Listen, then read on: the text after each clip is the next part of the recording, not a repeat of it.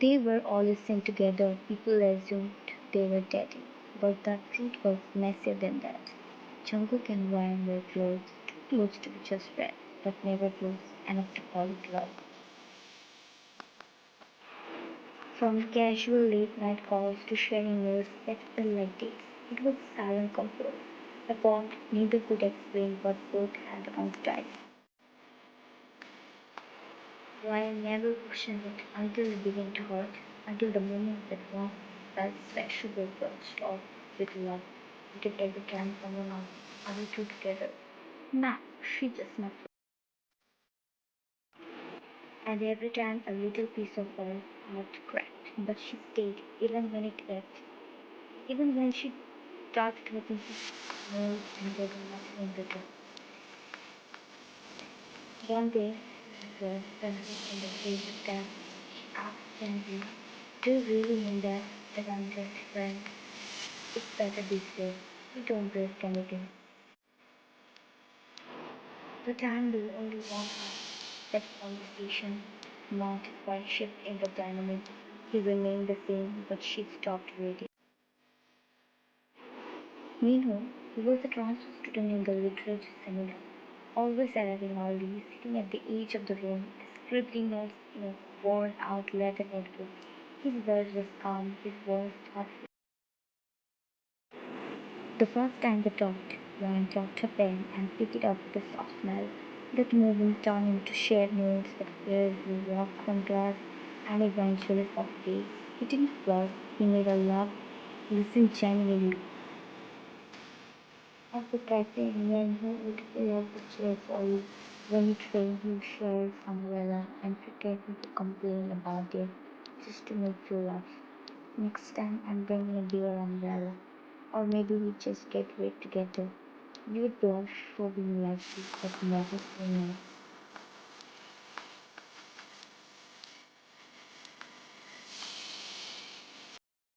He saw it all, the way Minho looked at you, the way you smiled back, a smile you used to give only to him. He was not used to feeling replaced, but every time he saw both of you together, a strange act broke in his chest. He started noticing himself walking the same halls you walked, hoping to find you two ways, hoping to find you alone like old times. Once he saw them sitting under the library staircase, laughing at something. Jungkook stood behind the pillars, frozen. That should have been me. That used to be me. At night, he scrolled through her Instagram. Her captions had changed. She didn't post him anymore. There was a story of her in a coffee shop, across a table, a blurry figure with a familiar black notebook. He texted her. She replied, late, polite, short, not cold, but no longer warm.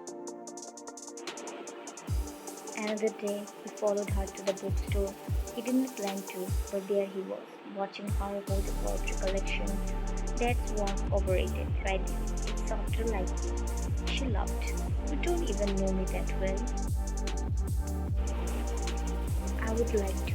Jungkook stood near the magazine rack, pretending to read. Jungkook, unbelievable.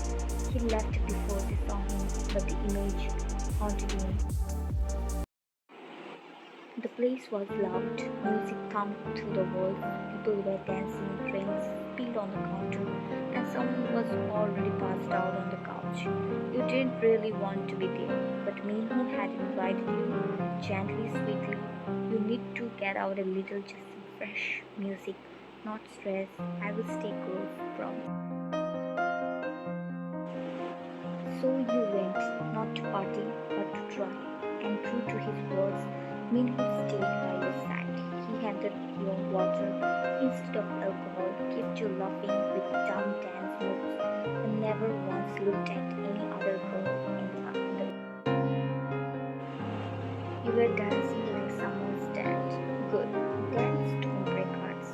You just laughed, but something about that line had settled in your chest. What you did not know was that Jungkook was there too. He saw you before you saw him across the room. Your hair curled, you smelled soft, your arm brushing against Minho's. You looked relaxed, comfortable, and that's made him angry. He leaned against the wall, arm crossed, eyes sharp, watching. He saw the way Minho leaned in when you spoke, how you laughed, how you brushed your hand through your hair the way you always did when you were nervous, not trying to act like you were. And then he saw the guy, not Minho, another one. A drunk one.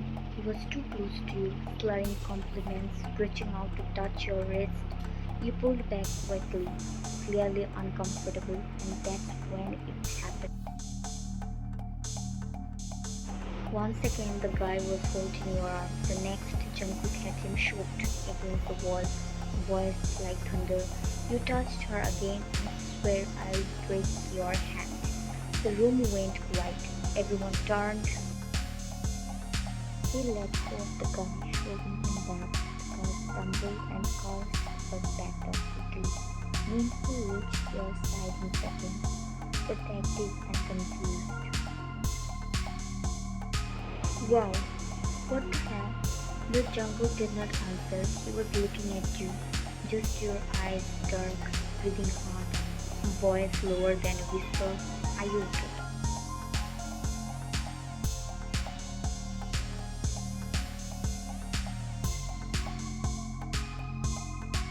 You nodded, stunned.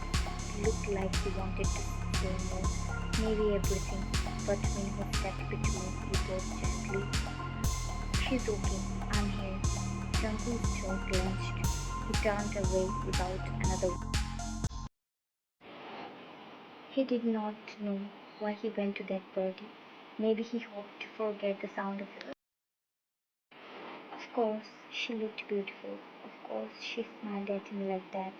He hated how Minho stood beside you like he belonged there, like he had the right to protect you. But what burned more, what twisted something sharp in Jungkook's gut, was that you left him. She was my wife, but even he did not believe those words anymore. He had pushed you away again and again because he did not have to be soft with the girl he cared for, because love, real love, made him feel like he might fall apart. Minhu found you sitting on the bench under the tree near the library. He walked over quietly, two cups in hand. Coffee, one sugar, no cream, I remember. He always remembered. You took the cup, but your fingers wrapped around the warmth too tightly, like you were trying to hold on to something else. You have not said anything since last night. Are you okay? You love him, don't you? You froze. It did not sound angry, just resigned, like someone who always knew the answer, but hoped for a different one. You lowered your hand. You looked at him, and for the first time, you were not sure how to answer, because Minho was good. He never made you small, never left you wondering. But your heart would still beat for someone else. Before you could respond, Minho himself slowly woke up.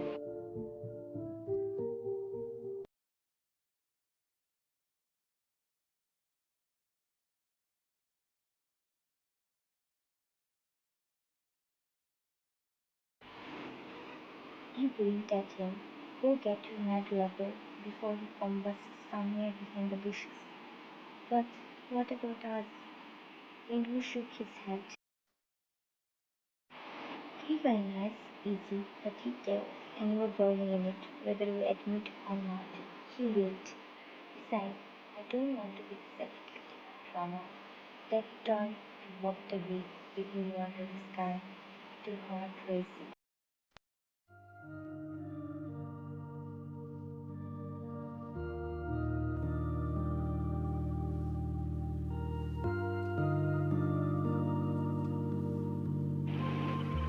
You stood at the door for a full minute, watching people in the quiet. They ate, and then you stepped aside. Why do you always run here when something wrong? You did not look up, because it is the only place where the sound does not judge me. You did not say a word last night. You just left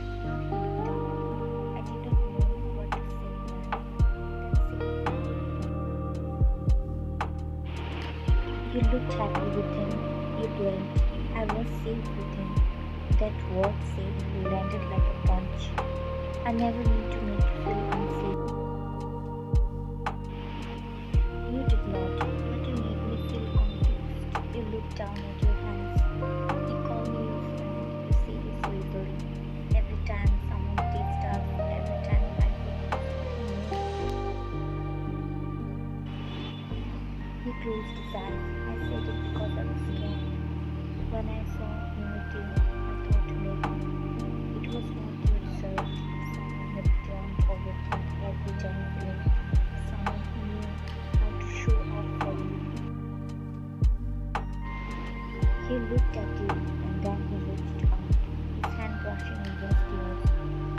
I can't promise I won't mess up again, but I promise I will never call you just a friend again.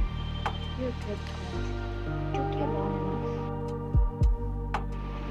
He gave a small, nervous laugh, then his voice dropped. I was scared you would stop breathing. You leaned your head on his shoulder. I almost did. A pause, then, but my heart did not. He still had his jealous moments. You still tasted Minho's name just to see the part.